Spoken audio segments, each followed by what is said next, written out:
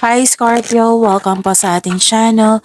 At ito ang inyong daily gabay tarot reading for April 24, 2025. Please be reminded kung naka-resonate kayo, comment down. Kung hindi ka naka-resonate, ibigay niyo po sa iba kasi general reading po ito. This is for you Scorpio ngayong April 24, 2025.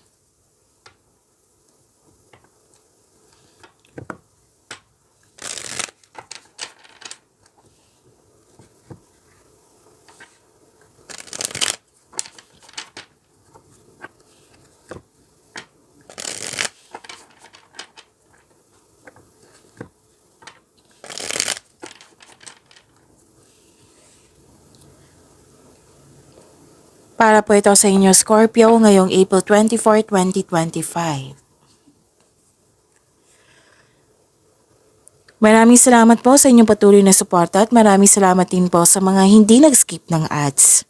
Gamitin ang reading na ito bilang gabay lamang sa mga hindi pa nag-subscribe. Subscribe na po kayo at click bell notification para malaman nyo na may bago tayong video.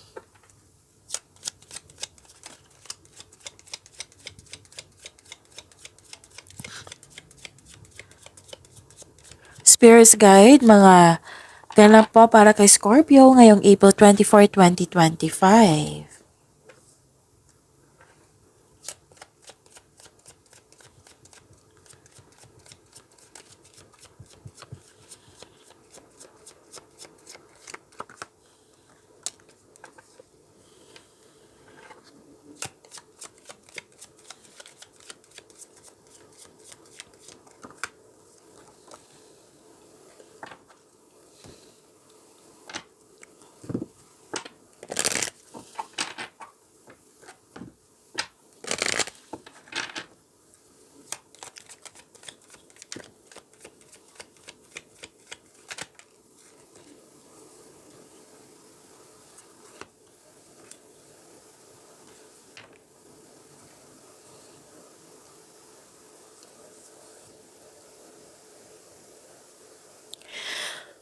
Scorpio.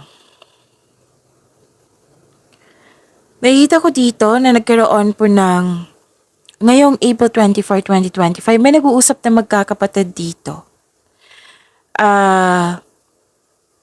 May ganap na excited ka. Huwag maniwala agad sa chismis. Alamin niyo muna kung totoo ba yan or hindi. May malaking influence ang isang lalaki sa araw na ito. May new beginning po, bagong simula sa koneksyon sa isang tao. Pwedeng sa trabaho, sa proyekto, sa relasyon.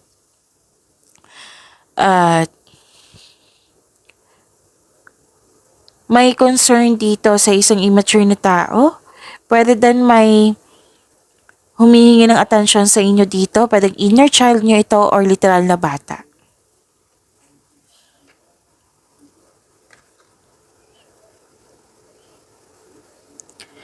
So this is healing. Clear the past, heal the present. So let go mo na yung mga nangyari sa nakaraan at magkaroon ng healing ngayon. So claim natin tong healing, Scorpio.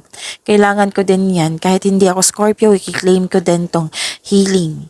Kailangan nyo din na magpahinga, mag-time for reflection. Pwedeng naguguluhan kayo, nalilito kayo. So kailangan nyo grounding, go deep, explore your roots.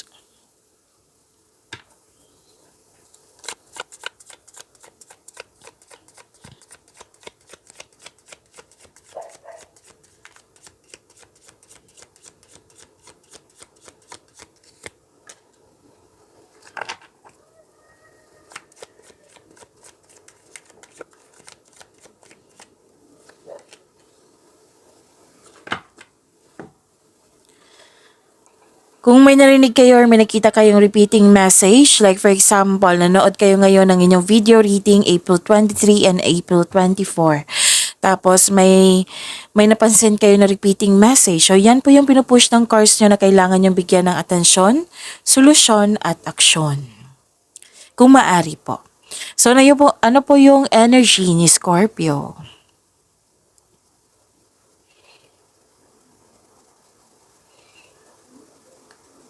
So this is fast action. May mabilisang action dito. Pwedeng regarding din to sa passion mo, na may ganap regarding sa passion mo at pwedeng nagmamadali ka or binigyan mo ng agarang aksyon or reaksyon. Naging agarang aksyon or reaksyon. Okay? So, ito ang oras na mag-take action ka sa inyong proyekto or ideas. Consider this card as a green light to begin. So, this card asks you to have confidence in taking action. Maraming nagsuporta sa iyo.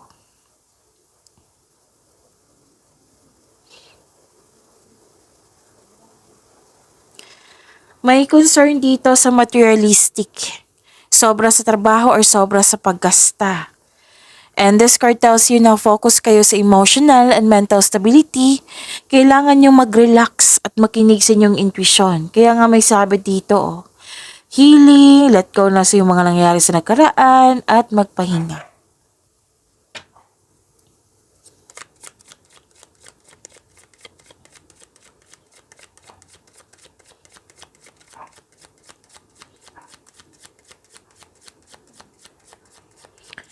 Spirits Guide, kayo and money po ni Scorpio.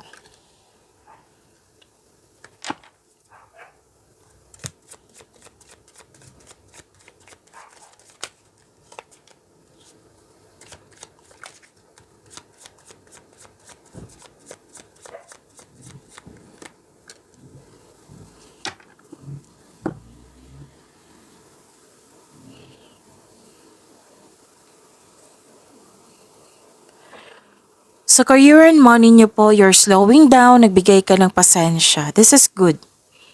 Kasi hindi ka, what I meant is, may delay kasi ako nakikita dito. Pwedeng delay sa travel, delay sa hinintay nyo. Nagbigay ka ng pasensya. Pwede din may pasaway dyan, tapos nagbigay ka ng mahabang pasensya. And this delay, pwedeng delay ito sa paggawa ng action kasi may hesitation, delay sa paggawa ng desisyon kasi may tutol, or delay sa hinihintay nyo. Ang sabi ng card dito, these delays are divinely timed para i-highlight yung important realization. Oo, 'di ba minsan na nagkaroon ng delay kasi may gustong ipaparealize sa iyo ang universe bago dumating yung delay para magamit mo sa tama. Para sa pagdating nun, magamit mo sa tama. And wag po daw kayo mag-focus sa outcome para hindi kayo mainip.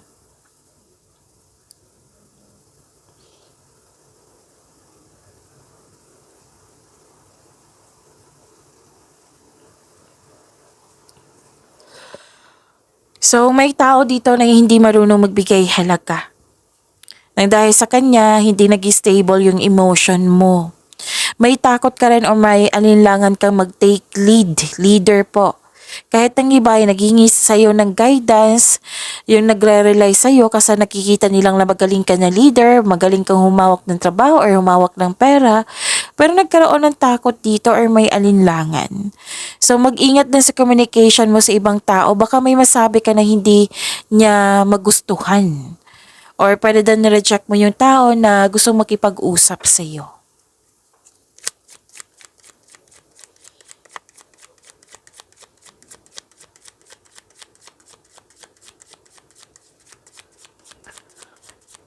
Spirits Guide, Love Life, Self-Love, Partnership, and Romance ni Scorpio.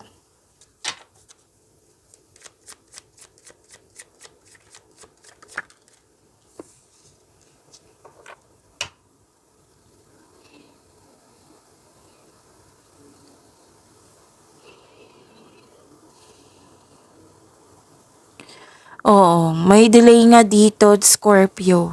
Kailangan nyo maghintay. May natanggap nga kayong opportunity pero hindi mo tinanggap dahil sa meron kang dahilan. So, abaan nyo talaga yung pasensya nyo. Tama naman yun ginawa mo dito na magbigay ng mahabang pasensya. Tapos, uncomfortable ka sa changes kasi nga may new beginning, right? So, sabi po ng card dito, remember this is only temporary.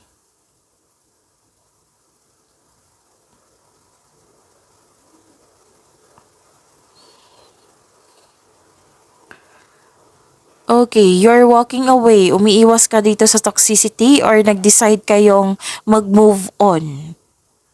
kasi nagkaroon ng unhealthy connection. Pwede din na nag-uusap na hindi nyo nagustuhan pero nagpa siya kayong nag-move on.